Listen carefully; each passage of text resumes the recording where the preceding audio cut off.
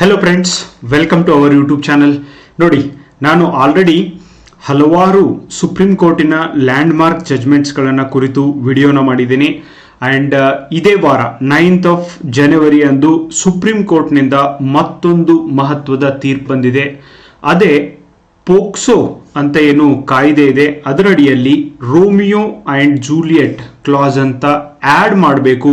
ಇದರ ಮೂಲಕ ಭಾರತದ ಮೇಲೆ ಮಕ್ಕಳ ಮೇಲೆ ಆಗ್ತಾ ಇರುವಂಥ ಅಪರಾಧಗಳನ್ನು ಕಡಿಮೆ ಮಾಡಬಹುದು ಅಂತ ಸುಪ್ರೀಂ ಕೋರ್ಟ್ ಹೇಳಿದೆ.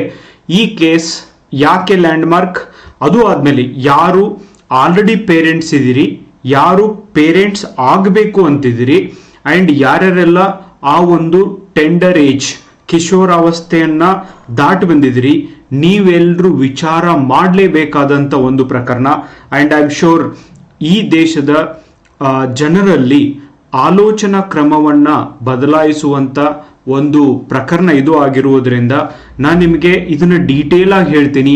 ಆಮೇಲೆ ಈ ಪ್ರಕರಣವನ್ನು ಕುರಿತು ಸುಪ್ರೀಂ ಕೋರ್ಟ್ ಹೇಳಿರುವಂಥ ಒಪಿನಿಯನ್ ಕುರಿತು ನೀವು ನಿಮ್ಮದೇ ಆದಂಥ ಒಪಿನಿಯನ್ನನ್ನು ಹೇಳಬಹುದು.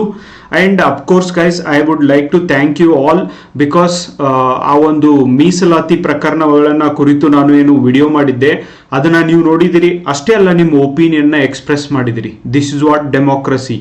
ಇದೇ ಪ್ರಜಾಪ್ರಭುತ್ವ ದೇಶ. ಇಲ್ಲಿ ನಿಮಗೇನು ಅನಿಸುತ್ತೆ ಹೇಳಲಿಕ್ಕೆ ಎಲ್ಲ ಅವಕಾಶ ಇರುತ್ತೆ, ಆದರೆ ಅದನ್ನು ಸಿವಿಲೈಸ್ಡ್ ವೇಯಲ್ಲಿ ನಾಗರಿಕರ ತರಹ ನಾವು ಮಾತಾಡೋದನ್ನು ಕಲಿಬೇಕು. And you have shown so much of maturity for against ಒಪಿನಿಯನ್ಗಳನ್ನು ಕೂಡ ಹೇಳಿದ್ರಿ. I am so glad for that. Yes, ಇದೇ ಥರ ನೀವಿದ್ರೆ ನಾನು ನಿಮಗೆ ಎಂಥ ಪ್ರಕರಣ, ಎಷ್ಟೇ ಪ್ರಕರಣಗಳಾಗಿರಲಿ ಅವುಗಳ ಬಗ್ಗೆ ಡೀಟೇಲ್ ಆಗಿ ಹೇಳ್ತೀನಿ ಗೈಸ್. ಉತ್ತರ ಪ್ರದೇಶ್ ವರ್ಸಸ್ ಅನಿರುದ್ಧ್ ಪ್ರಕರಣದಲ್ಲಿ ಈ ಒಂದು ಪೋಕ್ಸೋವನ್ನು ಕುರಿತು ಆಕ್ಟನ್ನು ಕುರಿತು ಪ್ರಕರಣ ದಾಖಲಾಗಿದ್ದು, ಅದನ್ನು ಕುರಿತು 2026 ಸುಪ್ರೀಂ ಕೋರ್ಟ್ ಏನನ್ನ ತೀರ್ಪನ್ನು ಕೊಟ್ಟಿದೆ ನೋಡೋಣ. ಯಾರು ಈಗ ಫಸ್ಟ್ ಟೈಮ್ ಈ ಥರದ ವಿಡಿಯೋ ನೋಡ್ತಿದ್ದೀರಾ, ನಿಮಗೆ ಪೋಕ್ಸೋ ಅಂದರೆ ಏನಿದು ಕಾಯ್ದೆ ಅಂತ ಗೊತ್ತಿಲ್ಲ ಅಂಥವ್ರಿಗೆ ನಾನು ಫುಲ್ ಫಾರ್ಮ್ ಅನ್ನು ಹೇಳ್ತಾ ಇದ್ದೀನಿ guys.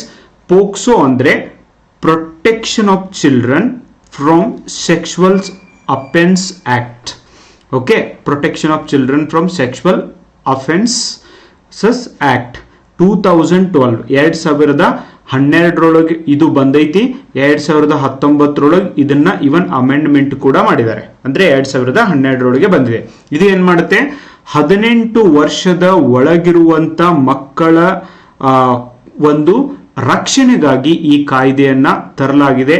It is so unfortunate. 18 ವರ್ಷದ ಒಳಗಿರುವಂಥ ಮಕ್ಕಳನ್ನು ರಕ್ಷಣೆಗೆ ತಂದಂಥ ಈ ಕಾನೂನು ಇವತ್ತು 18 ವರ್ಷದ ಒಳಗಿರುವಂಥ ಮಕ್ಕಳನ್ನು ಏನನ್ನಾಗಿ ಮಾಡ್ತಾ ಇದೆ, ಅವರನ್ನು ಜೈಲಿಗೆ ಹಾಕುವಂಥ ಒಂದು ಅಧಿಕಾರವನ್ನು ಕೂಡ ಕೊಡ್ತಾ ಇದೆ. ಅಂದರೆ ಕಾಯ್ದೆ ಮಾಡಿರುವ ಉದ್ದೇಶ ಸರಿ ಇದೆ, ಆದರೆ ಕೆಲವೊಂದಿಷ್ಟು ಜನ ಈ ಕಾಯ್ದೆಯನ್ನು ದುರುಪಯೋಗ ಪಡಿಸ್ಕೊತಿದ್ದಾರೆ. ಉತ್ತರ ಪ್ರದೇಶ್ ವರ್ಸಸ್ ಅನಿರುದ್ಧ್ ಪ್ರಕರಣ ಏನಾಯ್ತು ಅಂತ ನಿಮಗೆ ಮೊದಲು ಕೇಸ್ ಸ್ಟೋರಿನ ಹೇಳ್ತೀನಿ. ಪೋಕ್ಸೋ ಕಾಯ್ದೆ ಅಡಿಯಲ್ಲಿ ರೋಮಿಯೋ ಜೂಲಿಯೆಟ್ ಕ್ಲಾಸ್ ಅನ್ನ ಇನ್ ಮುಂದೆ ಆಡ್ ಮಾಡಬೇಕು ಅಂತ ಸುಪ್ರೀಂ ಕೋರ್ಟ್ ಹೇಳಿದೆ.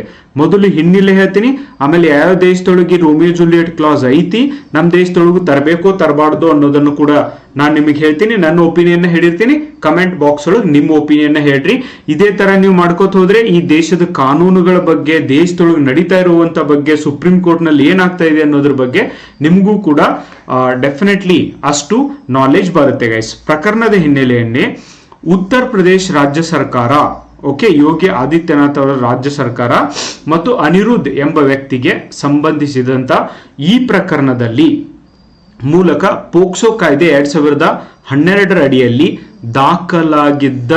ದಾಖಲಾಗಿದ್ದ ಅಪರಾಧ ಅಲಹಾಬಾದ್ ಹೈಕೋರ್ಟ್ ಪೋಕ್ಸೋ ಪ್ರಕರಣದಲ್ಲಿ ಜಾಮೀನು ಬೇಲು ಹಂತದಲ್ಲೇ ವಯಸ್ಸು ನಿರ್ಧಾರಕ್ಕೆ ವೈದ್ಯಕೀಯ ಪರೀಕ್ಷೆ ಅಂದ್ರೆ ಮೆಡಿಕಲ್ ಏಜ್ ಟೆಸ್ಟ್ ಕಡ್ಡಾಯ ಅಂತ ಹೇಳಿ ಆದೇಶ ನೀಡಿತ್ತು. ನೋಡ್ರಿ ಏನಾಗಿದೆ, ಯಾಕೆ Allahabad high court medical age test mandatory ಅಂತ ಹೇಳಿದೆ ಅಂತ ನಾನು ನಿಮಗೆ ಹೇಳ್ತೀನಿ. ಭಾರತದೊಳಗೆ ಒಂದು ಬ್ರಿಟಿಷರು ಮಾಡಿರುವಂತ ಡಾರ್ಕೋನಿಯನ್ ಕಾನೂನು ಇನ್ನೂ ಇದೆ. ಅದು ಹೇಳುತ್ತೆ 18 ವರ್ಷ ವಯಸ್ಸಿನ ಒಳಗಿನ ಮಕ್ಕಳು ಯಾವುದೇ ಕಾರಣಕ್ಕೂ ಲೈಂಗಿಕ ಕ್ರಿಯೆಯಲ್ಲಿ ತೊಡಗಬಾರ್ದು. ಸೆಕ್ಷುವಲ್ ಆಕ್ಟಿವಿಟಿಯಲ್ಲಿ ತೊಡಗಬಾರ್ದು. ಹಂಗೇನಾದ್ರೂ ತೊಡಗಿದ್ರೆ ಅವ್ರ ಮೇಲೆ ಪೋಕ್ಸೋ ಕಾಯ್ದೆಯನ್ನ ಹಾಕಬಹುದು ಅಂಡ್ ತೊಡಗಲಿಕ್ಕೆ ಅವಕಾಶನೂ ಇಲ್ಲ. ಈ ಕಾಯ್ದೆ ಹೇಳುತ್ತೆ 18 ವರ್ಷ ವಯಸ್ಸಾದ್ಮೇಲೆ ಆ ಮಕ್ಕಳು, ಹೆಣ್ಮಗುನೇ ಆಗಿರ್ಲಿ, 18 ವರ್ಷ ಹೆಣ್ಣು ಮಗಳಿಗೆ, 21 ವರ್ಷ ಗಂಡು ಮಗುವಿಗೆ, ಇಷ್ಟು ವರ್ಷ ಆದ್ಮೇಲೆ ಅವರು ಸೆಕ್ಸ್ ಮಾಡಿದ್ರೆ ಅದು ಹೆಲ್ದಿ ಆಗಿರುತ್ತೆ. ಅದಕ್ಕಿಂತ ಮುಂಚೆ ಸೆಕ್ಸ್ ಮಾಡಬಾರ್ದು, ಲೈಂಗಿಕ ಕ್ರಿಯೆಯಲ್ಲಿ ತೊಡಗಬಾರ್ದು ಅಂತ ಏಜ್ ಆಫ್ ಕನ್ಸೆಂಟ್ ಹೇಳುತ್ತೆ. ಆದ್ರೆ ಭಾರತದೊಳಗೆ ವಿವಿಧ ಹೈಕೋರ್ಟ್ಗಳಲ್ಲಿ 25 ಹೈಕೋರ್ಟ್ಗಳಲ್ಲೂ ಕೂಡ ಇಂಥ ಪ್ರಕರಣಗಳು ದಾಖಲಾಗಿದ್ದಾವೆ. ಹುಡುಗನಿಗೆ 18 ವರ್ಷ, ಹುಡುಗಿಗೆ 15 ವರ್ಷ. ಇವರಿಬ್ರು ಇವತ್ತು ನೋಡಿ, ಸಾಮಾಜಿಕ ಮಾಧ್ಯಮದಿಂದ ಆಗಿರಬಹುದು, ಸ್ಕೂಲಲ್ಲಿ ಆಗಿರಬಹುದು, ಕಾಲೇಜಲ್ಲಿ ಆಗಿರಬಹುದು, ಮೊದಲಿನ ಕಾಲದೊಳಗೆ ಲೈಕ್ ಒಂದು 20 ವರ್ಷ 30 ವರ್ಷ ಹಿಂದ್ಗಡೆ ಹೋದ್ರೆ ಒಬ್ಬ ಹುಡುಗ ಹುಡುಗಿ ಅವರಿಬ್ರು ನಾರ್ಮಲ್ ಆಗಿ ಫ್ರೆಂಡ್ಸ್ ಆಗಿ ಮಾತಾಡ್ಲಿಕ್ಕೇನೆ ಎಷ್ಟೋ ವರ್ಷಗಳು ಹಿಡಿತಿದ್ವು. ಅಷ್ಟು ಭಯ ಕೂಡ ಇತ್ತು. ನಮ್ಮ ಪೇರೆಂಟ್ಸ್ ಜನರೇಷನ್ ಅಲ್ಲಿ ಹುಡುಗ ಹುಡುಗಿ ಅಷ್ಟು ಈಸಿಯಾಗಿ ಮಿಂಗಲ್ ಆಗ್ತಿರ್ಲಿಲ್ಲ, ಮಾತಾಡ್ತಿದ್ದಿಲ್ಲ, ಅಂಡ್ ಫ್ರೆಂಡ್ಶಿಪ್ ಆಗ್ತಿದ್ದಿಲ್ಲ. ಫ್ರೆಂಡ್ಶಿಪ್ ಆಗಿ ಹೋಗಿ ಟರ್ನ್ ಆಗಿ ಲವ್ ಆಗ್ತಿದ್ದಿಲ್ಲ, ಸೆಕ್ಸು ಕೂಡ ಅವ್ರು ಮಾಡ್ತಿರ್ಲಿಲ್ಲ. ಮೀನ್ಸ್ ಅಷ್ಟು ಈಸಿ ಇರಲಿಲ್ಲ. ಆದ್ರೆ ಇವತ್ತಿನ ದಿನ ನಿಮ್ಗೆಲ್ಲ ಗೊತ್ತೇ ಇದೆ ಗೈಸ್, ಇವತ್ತು ಮಾಡರ್ನ್ ಜಗತ್ತೊಳಗಿದೀವಿ. ಸೋಷಿಯಲ್ ಮೀಡಿಯಾ ಎಷ್ಟು ಆಕ್ಟಿವ್ ಇದೆ ಅಂದ್ರೆ, ಸೋಷಿಯಲ್ ಮೀಡಿಯಾದೊಳಗೆ ಪರಿಚಯ ಆಗಿ ಬರೀ ಲೈಂಗಿಕ ಕ್ರಿಯೆ ಅಲ್ಲ, ಎಷ್ಟೆಲ್ಲ ಕೊಲೆ ಪ್ರಕರಣಗಳು ಆಗ್ತಿದಾವೆ, ಯಾರನ್ನು ಯಾರೋ ನಂಬ್ತಿದ್ದಾರೆ, ಈ ತರ ಎಲ್ಲ ಆಗ್ತಾ ಇದೆ. ಅಷ್ಟೇ ಅಲ್ಲ, ಕಳೆದ 3 ವರ್ಷದಲ್ಲಿ ಕಳೆದ 3 ವರ್ಷದಲ್ಲಿ 3 ಲಕ್ಷ ಹೆಣ್ಣು ಮಕ್ಕಳು ಕರ್ನಾಟಕದೊಳಗೆ 5ನೇ ಇಂದ 10th ಸ್ಟ್ಯಾಂಡರ್ಡ್ ಒಳಗೆ ಇವರು ಸ್ಟಡಿ ಮಾಡ್ತಿದ್ದಾರೆ. ಈ 5ರಿಂದ 10ನೇ ತರಗತಿಯಲ್ಲಿ ಸ್ಟಡಿ ಓದ್ತಾ ಇರುವಂತ ವಿದ್ಯಾರ್ಥಿನಿಯರು ಬಾಲಗರ್ಭಿಣಿಯರಾಗಿದ್ದಾರೆ. ಸೊ ಅದು ಟೀಚರ್ ಇಂದ ಆಗಿರ್ಬೋದು, ಅವ್ರ ಸ್ಕೂಲಲ್ಲಿ ಇರುವಂತ ಬಾಯ್ ಫ್ರೆಂಡ್ ಇಂದ ಆಗಿರ್ಬೋದು, ಮತ್ತು ರೇಪ್ ಇಂದನೂ ಆಗಿರಬಹುದು, ಅಥವಾ ಅಲ್ಲಿ ಕೆಲಸ ಮಾಡೋರಿಂದನೂ ಆಗಿರ್ಬೋದು. Imagine guys, this is the brutally very very bad news. Okay, so ಈ ತರ ಇನ್ಸಿಡೆಂಟ್ಗಳು ಹೆಚ್ಚಿಗೆ ಆಗ್ತಿದಾವೆ. ಆಮೇಲೆ ಇದು ಒಂದು ಸೈಡ್ ಇನ್ ಸ್ಟೋರಿ. ಆದ್ರೆ ಇನ್ನೊಂದು ಸೈಡ್ ಇನ್ ಸ್ಟೋರಿ ಏನು ಅಂದ್ರೆ, ಇಮ್ಯಾಜಿನ್ ಮಾಡ್ರಿ ಗೈಸ್, ಒಬ್ಬ 16 ವರ್ಷದ ಹುಡುಗ ಇದ್ದಾನೆ ಅಂಡ್ 15 ವರ್ಷದ ಹುಡುಗಿ ಇದ್ದಾಳೆ. ಇವರಿಬ್ರು ಕೂಡಿ ಸೆಕ್ಸ್ ಮಾಡಿದ್ದಾರೆ ಅಂತ ತಿಳ್ಕೊಳ್ರಿ. ಯಾರ ಮನೆಯೊಳಗೆ? ಹುಡುಗಿ ಮನೆಯೊಳಗೆ ಸೆಕ್ಸ್ ಮಾಡಿದ್ದಾರೆ. ಓಕೆ, ಲೈಂಗಿಕ ಕ್ರಿಯೆಯಲ್ಲಿ ತೊಡಕೊಂಡಿದ್ದಾರೆ. ಸೊ ಇವರಿಬ್ರು ಲೈಂಗಿಕ ಕ್ರಿಯೆಯಲ್ಲಿ ತೊಡಗಿದಾಗ ಆ ಹುಡುಗಿಯ ಮನೆಯವರು ಪೇರೆಂಟ್ಸ್, ತಂದೆ ತಾಯಿ ಬಂದು ನೋಡಿದ್ದಾರೆ. ಸೊ ಇವರಿಬ್ರು ಆ ತಂದೆ ತಾಯಿ ಕೈಯಲ್ಲಿ ರೆಡ್ ಹ್ಯಾಂಡ್ ಆಗಿ ಸಿಕ್ಕೊಂಡಿದ್ದಾರೆ. ಅಂಡ್ ಆ ಸಮಯದೊಳಗೆ ಸೊ ತಂದೆ ತಾಯಿ ಆದವ್ರು ಏನ್ ಮಾಡ್ತಿದ್ದಾರೆ ಅಂದ್ರೆ, ಬಹಳಷ್ಟು ಪ್ರಕರಣಗಳಲ್ಲಿ ಈ ಪ್ರಕರಣದೊಳಗೆ ಇವರಿಬ್ರು ಒಪ್ಕೊಂಡು ಕನ್ಸೆನ್ಸುವಲ್ ಸೆಕ್ಸೇ ಮಾಡ್ತಾ ಇರೋದು. ಅವರಿಬ್ರು ಇಷ್ಟಪಟ್ಟೆ ಲೈಂಗಿಕ ಕ್ರಿಯೆಯಲ್ಲಿ ತೊಡಗಿದ್ದು. ಆದ್ರೆ ತಂದೆ ತಾಯಿ ಏನ್ ಮಾಡ್ತಿದ್ದಾರೆ ಅಂದ್ರೆ, ಈ ಹುಡುಗನ ಮೇಲೆ, ನಮ್ಮ ಹುಡುಗಿಗೆ ಏನೂ ಗೊತ್ತಿಲ್ಲ, ನಮ್ಮ ಹುಡುಗಿ ಚಿಕ್ಕವಳಿದ್ದಾಳೆ, ಇನ್ನು ಅವಳು ಜುವಿನೈಲ್ ಇದ್ದಾಳೆ, ಅವಳನ್ನ ಈ ಹುಡುಗ ರೇಪ್ ಮಾಡಿದ್ದಾನೆ ಅಥವಾ ಅವಳನ್ನ ಮಳ್ಳು ಮಾಡಿದ್ದಾನೆ, ಹಿಂಗೆಲ್ಲ ಮಾಡಿದ್ದಾನೆ ಅಂತ ಬಹುತೇಕ ಹೈಕೋರ್ಟ್ಗಳಲ್ಲಿ ಈ ತರದ ಪ್ರಕರಣಗಳು ಪೆಂಡಿಂಗ್ ಇದಾವೆ. ಓಕೆ, ಸೊ ದೆಹಲಿಯಲ್ಲಿ ಆದಂತ ಲಾಸ್ಟ್ ಪ್ರಕರಣದೊಳಗೆ ಡೆಲ್ಲಿ ಹೈಕೋರ್ಟ್ನಲ್ಲಿ ಆ ಹುಡುಗ ಮತ್ತು ಹುಡುಗಿ, ಸೊ ಹುಡುಗಿಯ ತಂದೆ ಕಂಪ್ಲೇಂಟ್ ಮಾಡಿದ್ದಾರೆ, ಎಸ್ ನನ್ನ ಮಗಳನ್ನ ಈ ಹುಡುಗ ರೇಪ್ ಮಾಡ್ತಿದ್ದ, ಸೊ ನಾವು ಕಾಪಾಡಿದೀವಿ, ಅವನಿಗೆ ಶಿಕ್ಷೆ ಆಗ್ಬೇಕು, ಪೋಕ್ಸೋ ಕಾಯ್ದೆ ಅಡಿಯಲ್ಲಿ ಇವನ್ನ ಅರೆಸ್ಟ್ ಮಾಡಿಸ್ಬೇಕು. ಇನ್ನೊಂದು ಪ್ರಾಬ್ಲಮ್ ಏನು ಅಂದ್ರೆ, ಪೋಕ್ಸೋ ಕಾಯ್ದೆಯಲ್ಲಿ ಅಡಿಯಲ್ಲಿ ಅರೆಸ್ಟ್ ಆದ್ರೆ ಬೇಲ್ ಸಿಗೋದಿಲ್ಲ. ಮುರುಘಾಶ್ರೀ ಅಂತವ್ರಿಗೆ ಸಿಕ್ಕಿದೆ. That is so unfortunate. Again that is the loop hole of this countries law. So ಅದು ಆಗ್ಬಾರ್ದಿತ್ತು. 18 ವರ್ಷದ ಹುಡುಗನ ಮೇಲೆ ಪೋಕ್ಸೋ ಕಾಯ್ದೆ ಅಡಿಯಲ್ಲಿ ಇವನ್ನ ಅರೆಸ್ಟ್ ಮಾಡಬೇಕು ಅಂತ ತಂದೆ ಹೇಳಿದ. ಅವಾಗ ಡೆಲ್ಲಿ ಹೈಕೋರ್ಟ್ ಏನ್ ಮಾಡೋದಂದ್ರ, ಆ ಹುಡುಗಿನ ಇಬ್ಬರನ್ನು ಕೋರ್ಟ್ನಾಗ ಕರ್ಸೈತಿ. ಕೋರ್ಟ್ನಾಗ ಕರ್ಸಿ ಹೇಳ್ರಿ ನಿಮ್ಮ ಒಪಿನಿಯನ್ ಏನು, ನೀವು ಹಿಂಗ್ಯಾಕ್ ಮಾಡಿ ಅಂತ ಹುಡುಗನ ಕೇಳಿದಾಗ, ಇಲ್ಲ ನಾನು ಅವಳಿಗೆ ಬಲಾತ್ಕಾರನೂ ಮಾಡಿಲ್ಲ, ಪೋರ್ಸು ಮಾಡಿಲ್ಲ, ಅವಳೇ ಮನೆಗೆ ಬಾ ಅಂತ ಹೇಳಿದಾಳೆ, ನಾನು ಮನೆಗೆ ಹೋಗಿದ್ದೀನಿ, ನಾವಿಬ್ರು ಸೆಕ್ಸ್ ಮಾಡಬೇಕಾದ್ರೆ, ಲೈಂಗಿಕ ಕ್ರಿಯೆಯಲ್ಲಿ ಇರಬೇಕಾದ್ರೆ ಅವ್ರ ತಂದೆ ನೋಡಿ ನನ್ನ ಮೇಲೆ ಫಾಲ್ಸ್ ಕೇಸನ್ನು ಹಾಕಿದ್ದಾನೆ, ಸೊ ಇದ್ರೊಳಗೆ ನಂದೇನು ತಪ್ಪಿಲ್ಲ ಅಂತ ಹುಡುಗ ಹೇಳಿದಾನೆ. ಅವಾಗ ಆ ಹುಡುಗಿಗೆ ನಿನ್ನ ಒಪಿನಿಯನ್ ಏನಮ್ಮ ಅಂತ ಕೇಳಿದಾಗ, ಹೌದು ನಾವಿಬ್ರು ಇಷ್ಟಪಟ್ಟೆ ಲೈಂಗಿಕ ಕ್ರಿಯೆಯಲ್ಲಿ ತೊಡಗಿದ್ದು, ಸೊ ಆ ಹುಡುಗನನ್ನ ನಾನೇ ಕರ್ಕೊಂಡು ಹೋಗಿದ್ದು ನಮ್ಮ ಮನೆಗೆ, ನಮ್ಮ ತಂದೆ ಸುಮ್ನೆ ಇವನ ಮೇಲೆ ಕೇಸ್ ಹಾಕ್ತಿದ್ದಾರೆ ಅಂತ ಆ ಹುಡುಗಿ ಕೂಡ ಹೇಳಿದಾಳೆ. That's why guys, age of consent 18 ವರ್ಷಕ್ಕಿಂತ ಮುಂಚೆ ಹುಡುಗ ಆಗಿರ್ಬೋದು ಹುಡುಗಿ ಆಗಿರ್ಬೋದು ಲೈಂಗಿಕ ಕ್ರಿಯೆಯಲ್ಲಿ ತೊಡಗಬಾರ್ದು ಅನ್ನೋದನ್ನ ತೆಗೆದು ಹಾಕ್ರಿ ಅಂತ ಇವನ್ ಈ ಒಂದು ಕಾನೂನು ತಜ್ಞರು ಕೂಡ ಹೇಳ್ತಿದ್ದಾರೆ. ಇಂದಿರಾ ಜೈಸಿಂಗ್ ಇವರು ಸುಪ್ರೀಂ ಕೋರ್ಟ್ನ ಫೇಮಸ್ ಲಾಯರ್ ಆಗಿದ್ರು, ಇವ್ರು ರಿಪೋರ್ಟ್ ಕೂಡ ಕೊಟ್ಟಿದ್ದಾರೆ. ಇವ್ರೇನ್ ಹೇಳ್ತಿದ್ದಾರೆ ಅಂದ್ರೆ, ಬ್ರಿಟನ್ ಆಗಿರಬಹುದು ಅಂಡ್ ಅಮೆರಿಕ ಆಗಿರ್ಬೋದು, ಕೆಲವೊಂದಿಷ್ಟು ದೇಶಗಳಲ್ಲಿ ಏಜ್ ಆಫ್ ಕನ್ಸೆಂಟ್ 18 ಇಲ್ಲ 16 ವರ್ಷ ಇದೆ. ಈವನ್ ರಿಸರ್ಚ್ ಹೇಳುತ್ತೆ guys, I am talking about research. ನಾನು ರೀಸೆಂಟ್ಲಿ ಲ್ಯಾನ್ಸೆಂಟ್ ಅನ್ನುವಂಥ ಸೈನ್ಸ್ ಮ್ಯಾಗಝಿನ್ ಅಲ್ಲಿ ಓದಿದ್ದು, ಇವತ್ತು ಇರುವಂಥ ಸಾಮಾಜಿಕ ಮಾಧ್ಯಮಗಳ ಎಕ್ಸ್ಪೋಜರ್ ಇಂದ ಆಗಿರಬಹುದು, ಮತ್ತು ಅಷ್ಟೇ ಅಲ್ಲ ಇವತ್ತಿರುವಂಥ ಜಗತ್ತಿನ ಒಂದು ಫುಡ್ ಹ್ಯಾಬಿಟ್ ಆಗಿರಬಹುದು, ಅಥವಾ ಅವ್ರು ನೋಡುವಂಥ ಮೂವೀಸ್ ಆಗಿರ್ಬೋದು, ಸಾಮಾಜಿಕ ಮಾಧ್ಯಮ ಆಗಿರ್ಬೋದು, ಅವ್ರಿಗಿರುವಂಥ ಫ್ರೆಂಡ್ಸ್ ಆಗಿರ್ಬೋದು, ಇವೆಲ್ಲ ಕಾರಣದಿಂದ ಮೊದಲು ಮೆಚುರಿಟಿ ಏಜ್ ಅಂತ ಏನಿತ್ತು, ಹೆಣ್ಣು ಮಗಳೊಬ್ಳು 15 ವರ್ಷಕ್ಕೆ ಮೊದಲು ಮೆಚ್ಯೂರ್ ಆಗ್ತಿದ್ರೆ ಈಗ 12 ವರ್ಷ 14 ವರ್ಷಕ್ಕೇನೆ ಮೆಚ್ಯೂರ್ ಆಗ್ತಿದ್ದಾರೆ. ಅಂದ್ರೆ ಮೆಚುರಿಟಿ ಆಗುವಂತ ವಯಸ್ಸು ಕೂಡ ಕಡಿಮೆ ಆಗಿದೆ. ಸೊ ಈ ಮೆಚುರಿಟಿ ಆಗುವ ವಯಸ್ಸು ಕಡಿಮೆ ಆಗಿದೆ ಅಂದ್ರೆ ಯಾಕೆ ಏಜ್ ಆಫ್ ಕನ್ಸೆಂಟ್ ಅನ್ನ ಕಡಿಮೆ ಮಾಡಬಾರ್ದು? ಜಗತ್ತು ಬದಲಾಗಿದೆ, ಬೇರೆ ದೇಶಗಳಲ್ಲಿ ಕಾನೂನು ಬದಲಾಗ್ತಾ ಇದೆ, ನಮ್ಮ ದೇಶದೊಳಗೆ ಯಾಕೆ ಬದಲಾಗಬಾರ್ದು ಅಂತ ಇಂದಿರಾ ಜೈಸಿಂಗ್ ಅವರು ಕೂಡ ಹೇಳಿದ್ದಾರೆ. ಅಂಡ್ ಈ ಏಜ್ ಆಫ್ ಕನ್ಸೆಂಟ್ ಅನ್ನ ಕಡಿಮೆ ಮಾಡಬೇಕು. ಅಂದ್ರೆ 16 ವರ್ಷ ವಯಸ್ಸಾದಂತ ಹುಡುಗ ಹುಡುಗಿ ಲೈಂಗಿಕ ಕ್ರಿಯೆಯಲ್ಲಿ ತೊಡಗುತ್ತಾರೆ ಅಂದ್ರೆ ತೊಡಗಲಿಕ್ಕೆ ಅವಕಾಶ ಕೊಡಬೇಕು ಅಂತ ಕೆಲವೊಂದಿಷ್ಟು ಕಾನೂನು ತಜ್ಞರು ಹೇಳ್ತಾರೆ. ಗೈಸ್, ನಿಮ್ಮ ಒಪಿನಿಯನ್ ಏನು?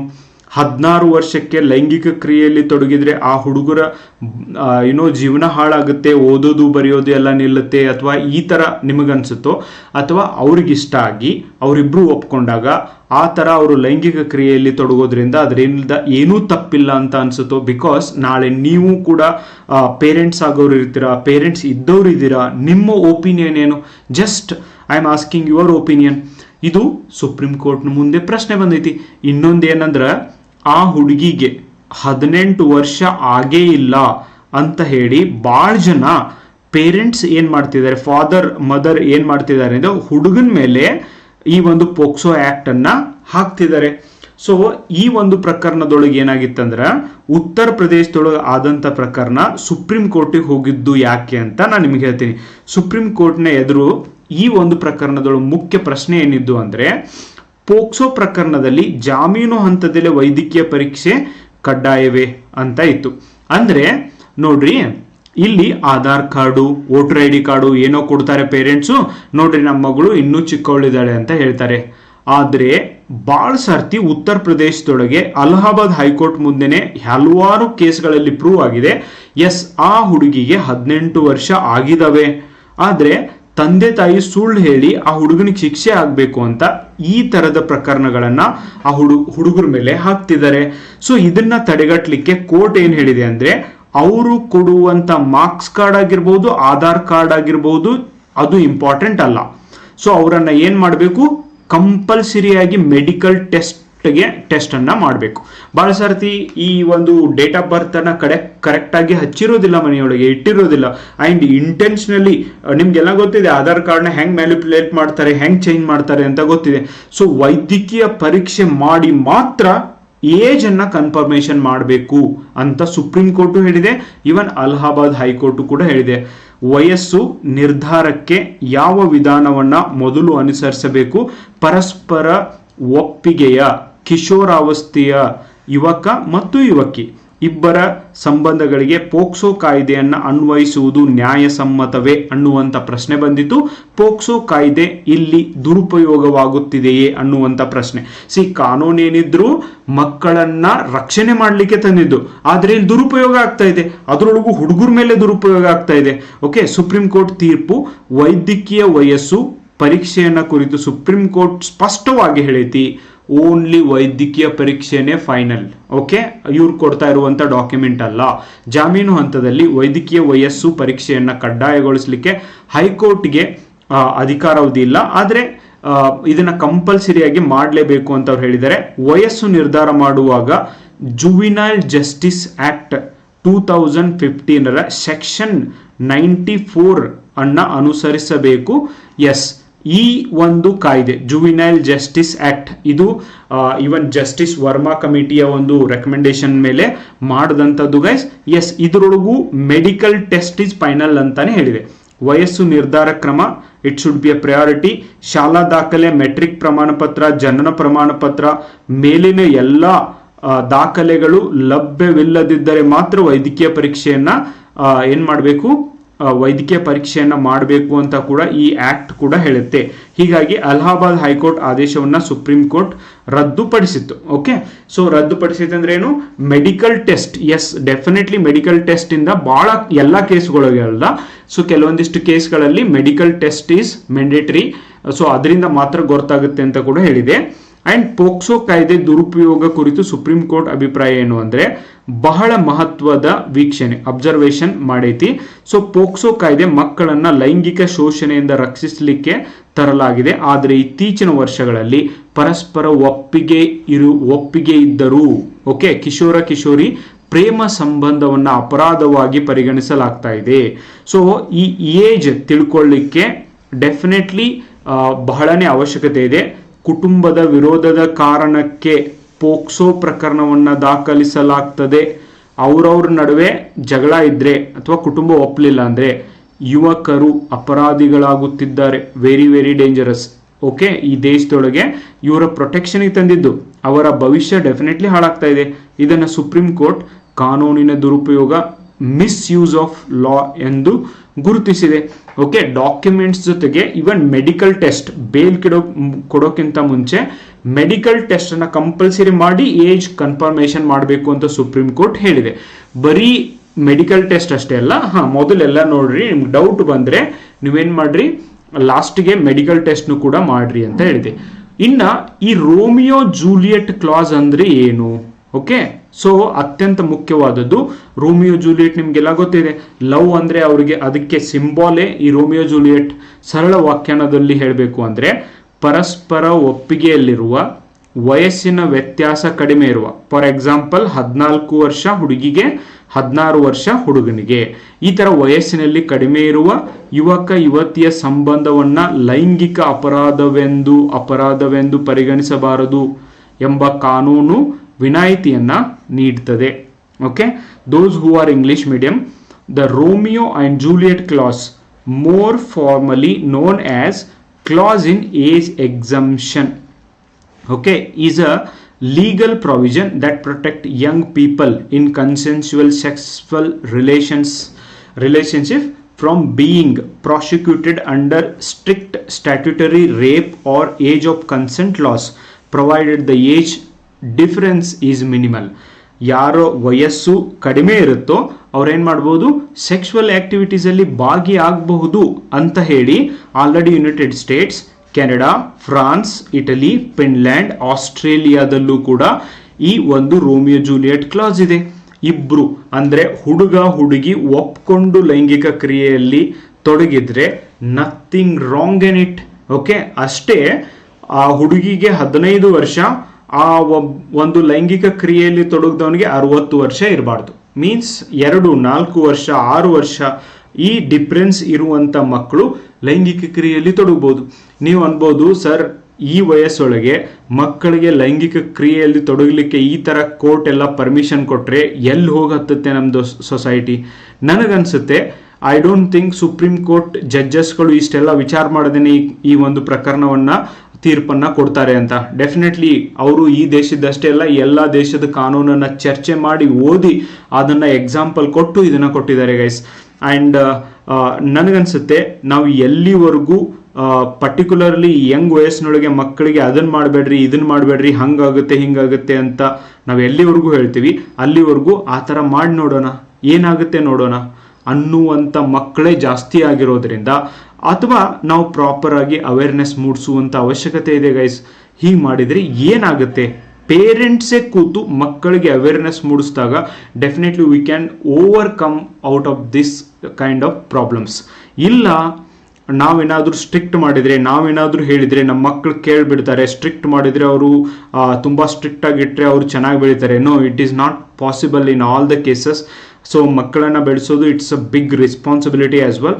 ರೋಮಿಯೋ ಜೂಲಿಯಟ್ ಕ್ಲಾಸ್ ಅಂದರೆ ಯಾರು ಆ ಥರ ಲೈಂಗಿಕ ಕ್ರಿಯೆಯಲ್ಲಿ ತೊಡಗಿದ್ದಾರೆ ಅವರನ್ನು ಜೈಲ್ಗೆ ಹಾಕ್ತೇನೆ ಬಿಟ್ಟು ಬಿಡೋದು, ಇದನ್ನು ರೋಮಿಯೋ ಜೂಲಿಯಟ್ ಕ್ಲಾಸ್ ಅಂತ ಕರೀತಾರೆ. ಇದನ್ನು ಆ್ಯಡ್ ಮಾಡಿರಿ. ಎಲ್ಲ ದೇಶದೊಳಗೆ ಫಾಲೋ ಮಾಡ್ತಿದ್ದಾರೆ. ಅಂದರೆ ಇಂಡಿಯಾದೊಳಗೆ ಯಾಕೆ ಮಾಡಬಾರ್ದು ಅಂತ ಹೇಳಿ ಈ ಒಂದು ಸುಪ್ರೀಂ ಕೋರ್ಟಲ್ಲಿ ಇದನ್ನು ಹೇಳಿದೆ ಗೈಸ್.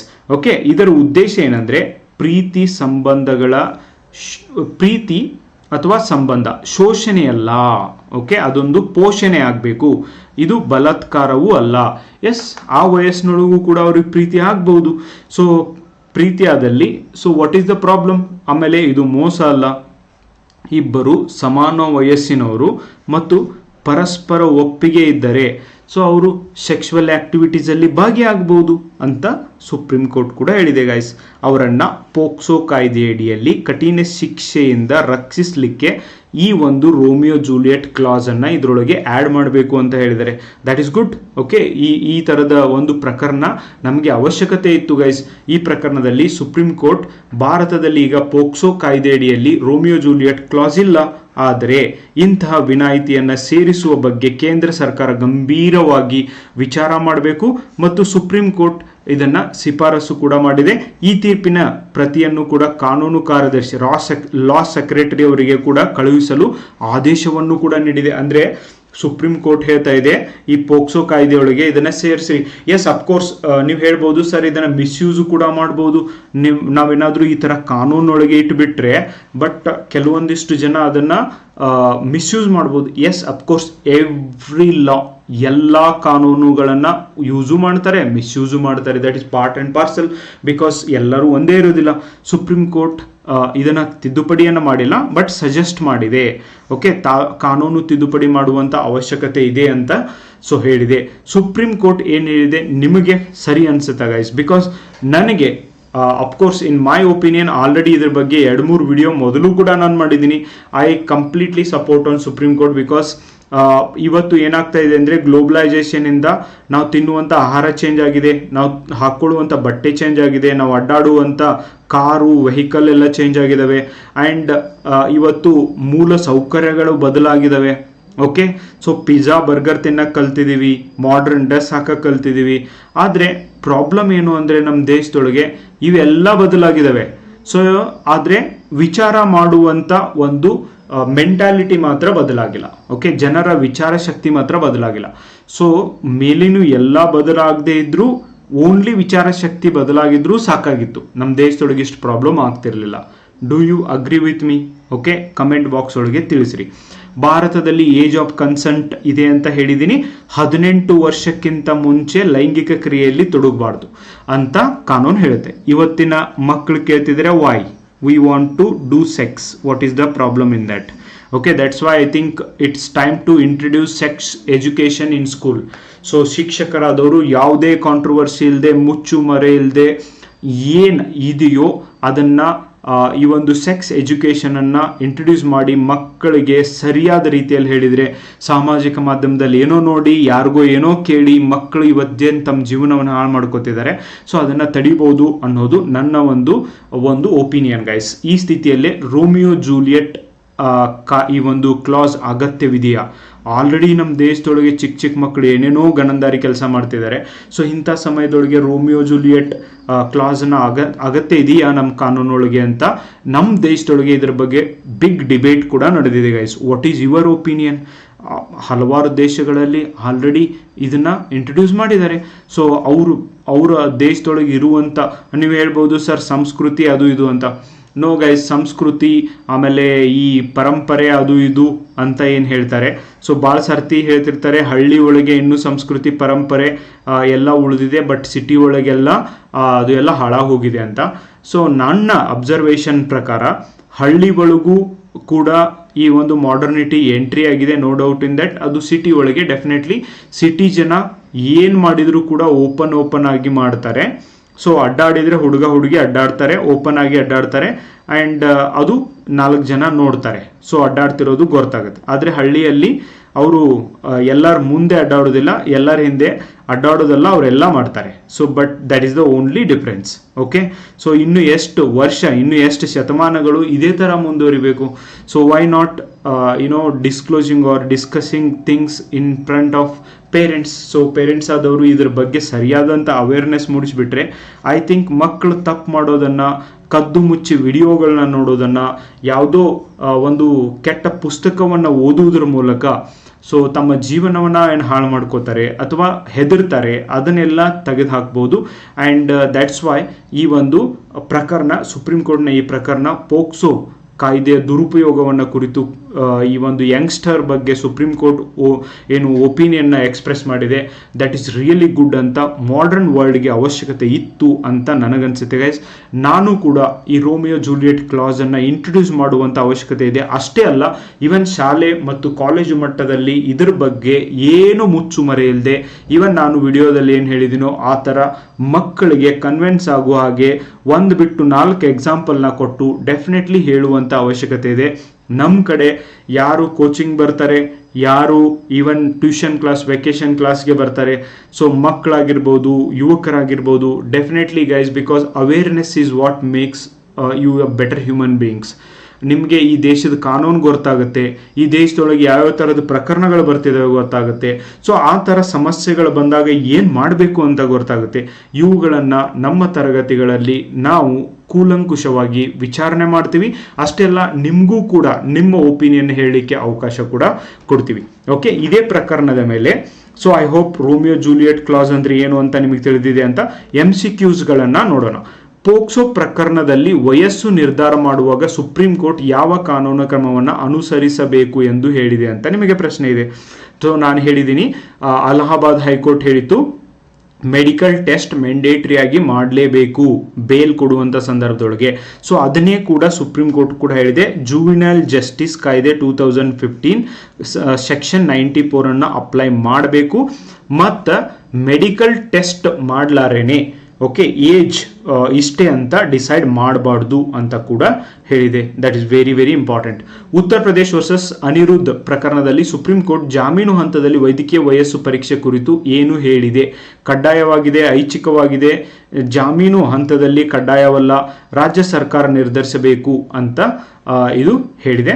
ಆ್ಯಂಡ್ ಜಾಮೀನು ಹಂತದಲ್ಲಿ ಕಡ್ಡಾಯವಲ್ಲ, ಬಟ್ ಎಸ್ ಮೆಡಿಕಲ್ ಟೆಸ್ಟ್ ಮೊದಲೇ ಮಾಡಬೇಕು ಅಂತ ಕೂಡ ಹೇಳಿದೆ. ಮೆಡಿಕಲ್ ಟೆಸ್ಟ್ ಮಾಡಿದ ಮೇಲೇ ಮುಂದಿಂದೆಲ್ಲ ನಿರ್ಧಾರ ತಗೋಬೇಕು ಅಂತ ಕೂಡ ಹೇಳಿದೆ. ಈ ಪ್ರಕರಣದಲ್ಲಿ ಸುಪ್ರೀಂ ಕೋರ್ಟ್ ಪೋಕ್ಸೋ ಕಾಯ್ದೆ ಕುರಿತು ಯಾವ ಮಹತ್ವದ ಕಾನೂನು ಸಮಸ್ಯೆಯನ್ನು ಗುರುತಿಸಿತು? ಕಾಯ್ದೆಯು ಸಂವಿಧಾನ ವಿರೋಧಿಯಾಗಿದೆ, ಕಾಯ್ದೆ ಅನುಷ್ಠಾನವಾಗುತ್ತಿಲ್ಲ, ಕಾಯ್ದೆ ದುರುಪಯೋಗ ಆಗುತ್ತಿದೆ. ಎಸ್, ಪೋಕ್ಸೋ ಕಾಯ್ದೆ ಮಕ್ಕಳ ರಕ್ಷಣೆಗೆ ತಂದಿದ್ದು ಅದು ದುರುಪಯೋಗ ಆಗ್ತಾ ಇದೆ ಅಂತ ಸುಪ್ರೀಂ ಕೋರ್ಟ್ ಹೇಳಿದೆ. ರೋಮಿಯೋ ಜೂಲಿಯೆಟ್ ಕ್ಲಾಸ್ ಎಂಬುದು ಯಾವ ತತ್ವವನ್ನು ಸೂಚಿಸುತ್ತದೆ? ಮಕ್ಕಳ ವಿವಾಹಕ್ಕೆ ಮಾನ್ಯತೆಯನ್ನು, ಲೈಂಗಿಕ ಅಪರಾಧಗಳಿಗೆ ಕ್ಷಮೆ, ಎಸ್ ಅದನ್ನು ಕೂಡ ನೀವು ಇಟ್ಕೊಳ್ರಿ. ಪರಸ್ಪರ ಒಪ್ಪಿಗೆಯಲ್ಲಿರುವಾಗ ಸಮೀಪ ವಯಸ್ಸಿನ ಕಿಶೋರ ಸಂಬಂಧಗಳಿಗೆ ವಿನಾಯಿತಿ, yes C is the right answer. Okay, so ಇಬ್ಬರದು ವಯಸ್ಸು ಕಡಿಮೆ ಇತ್ತು ಆ್ಯಂಡ್ ಇಬ್ಬರದು ಏಜ್ ಡಿಫರೆನ್ಸ್ ಕಡಿಮೆ ಇತ್ತು ಅಂತ ಸಂದರ್ಭದಲ್ಲಿ ಅವರು ಲೈಂಗಿಕ ಕ್ರಿಯೆಯಲ್ಲಿ ತೊಡಗಲಿಕ್ಕೆ ಅವಕಾಶ ಇದೆ.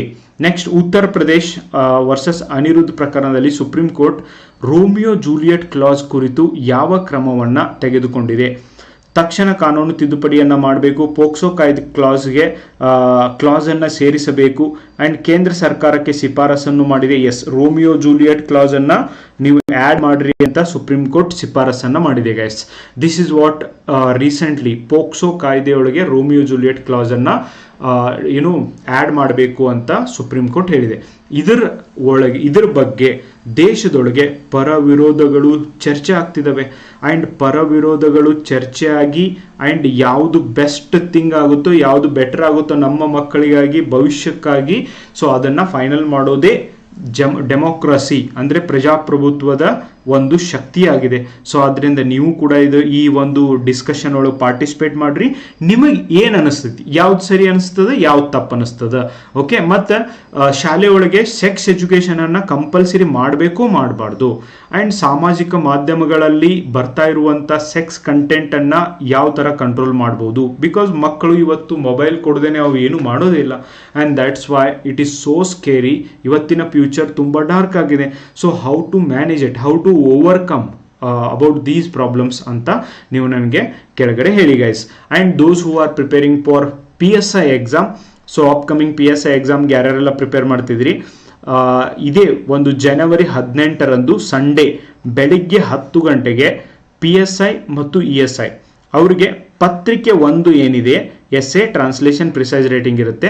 ಸೊ ಆ ಒಂದು ಪತ್ರಿಕೆ 1ರ ಉಚಿತ ಮಾದರಿ ಪರೀಕ್ಷೆ ಇರ್ತದ. ಎಲ್ಲಿರ್ತದ ಅಂದ್ರೆ ಕನಮಡಿ ಇನ್ಸ್ಟಿಟ್ಯೂಟ್, ಸಪ್ತಾಪುರ್ ಬಾವಿ ಪಕ್ಕದಲ್ಲಿ ಮಯೂರ್ ಬೇಕ್ರಿ ಮೇಲ್ಗಡೆ, ಸಪ್ತಾಪುರದಲ್ಲಿ ನಮ್ದೇನು ಹೊಸ ಇನ್ಸ್ಟಿಟ್ಯೂಟ್ ಆಗಿದೆ ಅಲ್ಲಿ ಇರ್ತದ ಗೈಸ್. ಆ್ಯಂಡ್ ಪತ್ರಿಕೆ 1 ಇಲ್ಲಿ ಏನು ಮಾಡ್ತೀವಿ ನಾವು, ಬರೀ ನಿಮಗೆ ಯಾವ ಥರ ಕ್ವಶನ್ ಕೊಡಂಗಿಲ್ಲ.